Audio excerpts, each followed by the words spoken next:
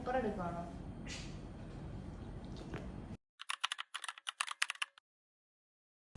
Hello, എനിക്കൊരു free ഡൈസന്റെ air rap കിട്ടി. Free അല്ല, ഞാൻ $30 കൊടുത്തിട്ടാണ് എനിക്ക് കിട്ടിയത്. ഞാൻ ഇത് എങ്ങനെ കിട്ടിയെന്ന് അറിയണ്ടേ?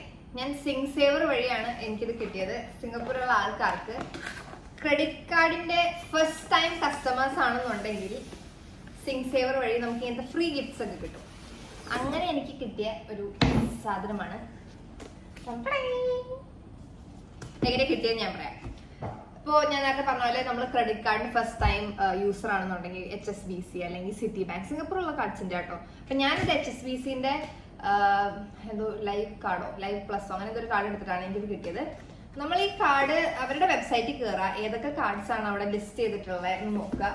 ഏതെങ്കിലും ഒരു കാർഡ് ഇൻട്രസ്റ്റിംഗ് ആയിട്ട് തോന്നിക്കഴിഞ്ഞാൽ ആ കാർഡ് അപ്ലൈ ചെയ്യുക. ആ കാർഡിന്റെ അടിയിൽ എന്തൊക്കെയാണ് ക്രൈറ്റീരിയ എന്ന് അവർ പറയും.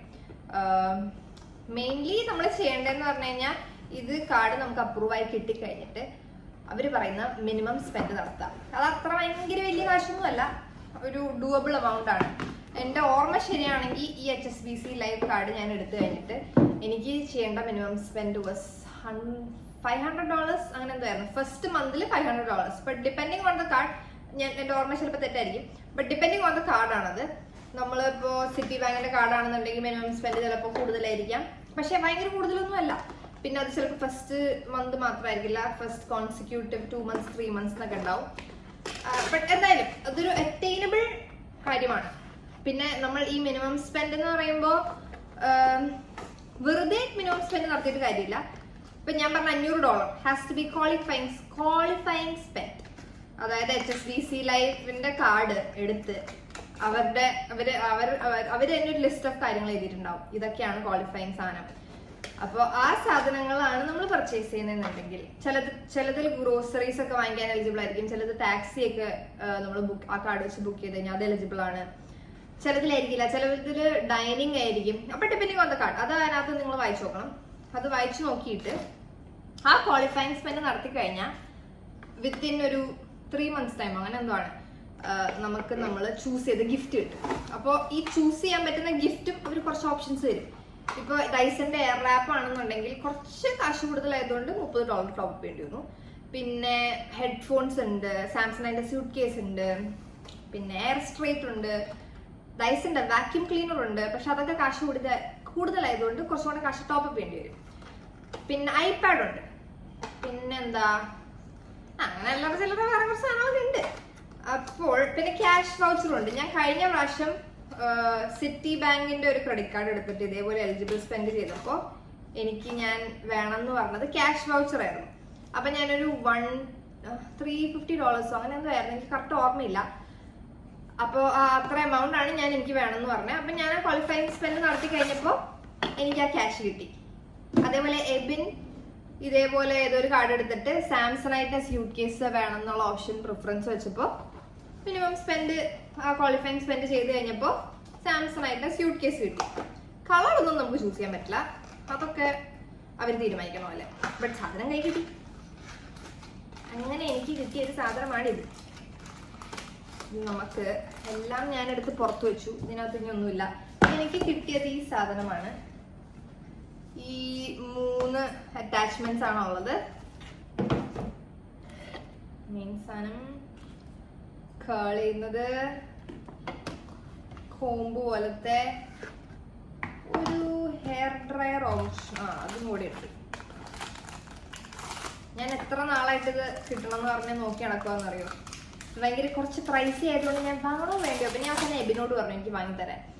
അപ്പോൾ ഞാനിങ്ങനെ കിട്ടാൻ വേണ്ടി കുറച്ച് നാളെടുക്കുമല്ലോ, അതുകൊണ്ട് ഞാനിങ്ങനെ കാശ് കൂടുതലുമാണ്, വേണോ കാശ് കൊടുത്ത് വാങ്ങണോ എന്നൊക്കെ ഉള്ള കൺഫ്യൂഷനിൽ അവസാനം എബി പറഞ്ഞു വാങ്ങിത്തരാത്. പക്ഷെ എന്തെങ്കിലും ബർത്ത്ഡേ അങ്ങനെ എന്തെങ്കിലും സ്പെഷ്യൽ ഒക്കേഷൻ വന്നവരെ ഞാൻ കാത്തിരിക്കേണ്ടി വരില്ലേ. അപ്പൊ പിന്നെ ഞങ്ങൾ നോക്കിയപ്പോഴത്തേക്ക് ഈ സാധനം ഫ്രീ ആയിട്ട് മണി സ്മാർട്ടിന്റെ വെബ്സൈറ്റിൽ കിടക്കുന്നു. അപ്പൊ പിന്നെ ഒന്നും നോക്കിയില്ല. ക്രെഡിറ്റ് കാർഡ് എന്തായാലും ഞാൻ യൂസ് ചെയ്യേണ്ട ഒരു കാര്യമാണ്, മിനിമം സ്പെൻഡ് എത്തിക്കാൻ ഭയങ്കര പാടൊന്നുമില്ല. അപ്പൊ പിന്നെ ഫ്രീ ആയിട്ടൊരു സാധനം കിട്ടാന്ന് പറഞ്ഞു കഴിഞ്ഞാൽ അടിപൊളിയല്ലേ. മണി സ്മാർട്ട് മാത്രമല്ല, അതേപോലെ വേറൊരു വെബ്സൈറ്റും കൂടി ഉണ്ട്. ഒരു പേരെന്തായിരുന്നു, സിങ് സേവർ. സിങ് സേവറിലും ഈ സെയിം പരിപാടി തന്നെയാണുള്ളത്, മണി സ്മാർട്ട് ഓർ സിങ് സേവർ. പക്ഷേ ഇത് സിംഗപ്പൂരിലുള്ള ആൾക്കാർക്ക് മാത്രമാണെന്നാണ് എനിക്ക് തോന്നുന്നത്. പുറത്തുള്ള ആൾക്കാർക്ക് ഇത് യൂസ് ചെയ്യാൻ പറ്റുമെന്ന് എനിക്ക് വലിയ ധാരണയില്ല. അത് നിങ്ങളൊന്ന് നോക്കിയേക്ക്. നമുക്കിനി ഇത് ഉപയോഗിച്ച് നോക്കാം. ഹലോ, ഞാനൊരു കുളി പാസ്സാക്കി. Because Dyson works best with pet hair. അപ്പം ഞാൻ കുളിച്ചിട്ട് നമുക്ക് മുടി ഒരു 80 to 90% ഉണക്കണം എന്നാണ് പറയുന്നത്. അപ്പം നമുക്ക് ആദ്യം അത് ചെയ്യാം. ആൻഡ് ബിഫോർ ദാറ്റ് എന്തെങ്കിലും ഒരു ഹീറ്റ് പ്രൊട്ടക്റ്റൻറ്റ് ഓർ ഹീറ്റ് പ്രൊട്ടക്റ്റൻറ്റ്, പിന്നെ എന്താ എന്തൊക്കെയോ ക്രീംസ് ഉണ്ട്. ഇതൊക്കെ ഈ കേൾസ് കുറേ നേരം ലാസ്റ്റ് ചെയ്യാൻ വേണ്ടി. പക്ഷെ എനിക്ക് അതിനെപ്പറ്റി ഭയങ്കര ഐഡിയ ഇല്ല. Because this is my first time using Dyson. അപ്പോൾ നമുക്ക് എൻ്റെ ഇപ്പോൾ ഉള്ളത് ഒലാപ്ലെക്സിൻ്റെ ഈ 7 ബോണ്ടിങ് ഓയിലാണ്. അത് ഒരു ഹീറ്റ് പ്രൊട്ടക്റ്റൻ്റാണെന്നാണ് ഞാൻ കേട്ടേക്കുന്നത്. So let's use that. Because വേറെ ഒന്നും ഇല്ലാത്തതുകൊണ്ട് ഫസ്റ്റ് ടൈം ഡൈസൺ വെച്ച് ആ കേൾസ് വരുത്താൻ നോക്കുമ്പോൾ കുറേ പേര്, ഞാൻ യൂട്യൂബിലൊക്കെ നോക്കിയപ്പോൾ കുറേ പേര് പറയുന്നുണ്ട് it's very difficult first time, അതൊന്ന് യൂസ്ഡ് ആവാൻ കുറച്ച് നേരം എടുക്കും. ഞാൻ ഫസ്റ്റ് ടൈം ചെയ്യുമ്പോൾ എന്താവും ട്രൈ ചെയ്ത് നോക്കാം.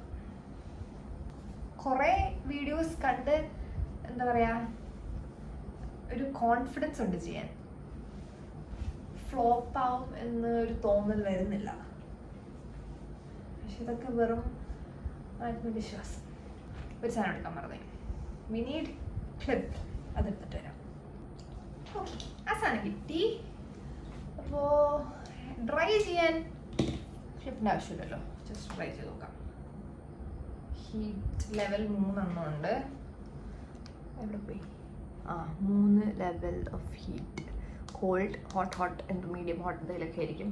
പിന്നെ ഫാൻ സ്പീഡാണെന്ന് തോന്നുന്നു. Then on off. ആൻഡ് പുറകിൽ ലോക്ക് അൺലോക്ക്, ഈ അറ്റാച്ച്മെൻറ്റ് ലോക്ക് അൺലോക്ക് ചെയ്യാനുള്ള. പിന്നെ ആ നമ്മുടെ കേളറില്ലേ, ആ സാധനത്തിന് എന്താ പറയുന്നത് എനിക്ക് ഓർമ്മയില്ല. അതിൻ്റെ പൊക്കത്ത് സൈഡ് തിരിക്കാനുള്ള ഓപ്ഷനുണ്ട്, ഏത് സൈഡിലോട്ട് കേൾ വരണം എന്ന് അറിയാൻ വേണ്ടി. ഓക്കെ, ഈ അറ്റാച്ച്മെൻറ്റ് ഞാനിപ്പോഴാണ് യൂസ് ചെയ്യുന്നത്.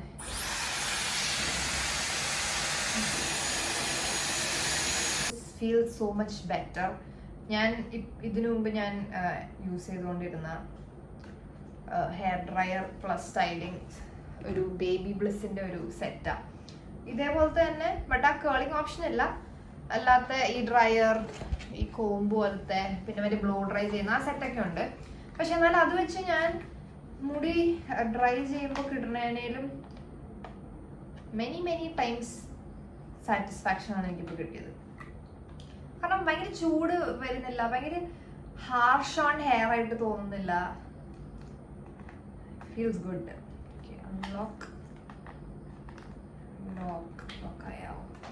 ഓക്കെ, ഒന്ന് ചെറുതായിട്ട് ട്രൈ ചെയ്ത് കഴിഞ്ഞിട്ട് ഈ കോംബ് അറ്റാച്ച്മെന്റ് വെച്ച് ചീവി കഴിഞ്ഞാൽ കുറച്ചും കൂടെ മുടി നല്ല ഭംഗിയിൽ കിടക്കും. സോ ദാറ്റ് കേൾ ചെയ്യാൻ നേരത്ത് നല്ല ടെക്സ്ചർ ഉണ്ടാവും ഹെയറിനെന്ന് ഞാൻ കേട്ടായിരുന്നു. നമുക്ക് അത് ശരിക്കും ഉള്ളതാണോ നോക്കാം.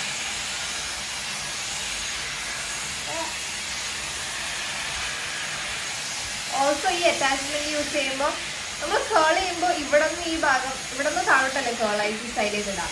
അതിൻ്റെ പൊക്കത്തേക്ക് നമുക്ക് വല്ല വേവ്സ് ഒക്കെ ഉണ്ടെങ്കിൽ, ഇപ്പം എൻ്റെ ഇവിടെ ഇത് മര്യാദയ്ക്ക് ഇരിക്കത്തില്ല, അത് മര്യാദയ്ക്ക് ഇരിക്കണമെങ്കിൽ ഞാൻ ഇതേപോലെ എന്തെങ്കിലുമൊക്കെ ബ്ലോ ഡ്രൈയോ അല്ലെങ്കിൽ സ്ട്രെയിറ്റനോ എന്തെങ്കിലും ചെയ്യണം. ഇല്ലെങ്കിൽ ഞാൻ അവിടെയൊക്കെ തീർച്ചയായിട്ടും ഇവിടെ മാത്രം കേളായിട്ട് ഇറക്കും. അപ്പം പൊക്കത്തെ നമ്മുടെ സ്കാൽപ്പ് ഏരിയ അല്ലെങ്കിൽ ക്രൗൺ ഏരിയ ഒന്ന് ഭംഗിയാക്കി എടുക്കണം എന്നുണ്ടെങ്കിൽ this attachment is good. Actually ഞാൻ കുറച്ചധികം സെറ്റാണെന്ന് തോന്നുന്നു എൻ്റെ ഹെയർ.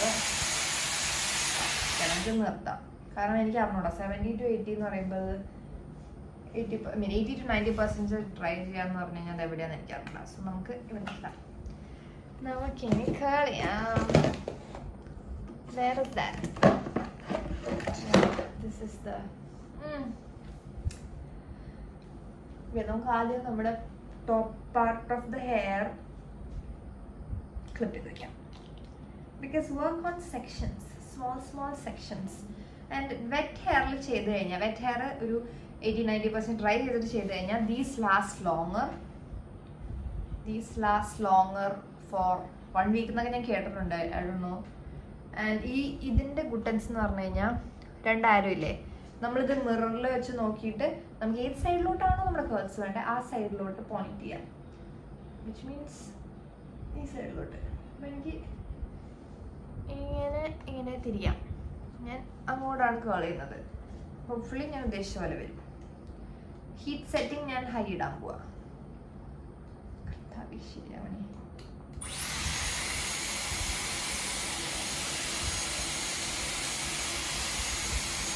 ഉദ്ദേശിച്ച പോലെ വന്നില്ല. നമുക്ക് മീഡിയം ഇട്ട് ചെയ്യാം, കാരണം നല്ല ചൂടുണ്ടായിരുന്നു. എന്താണോ വരാഞ്ഞ്, നമുക്ക് കുറച്ചും കൂടെ പാർട്ടീഷൻ കുറയ്ക്കാം.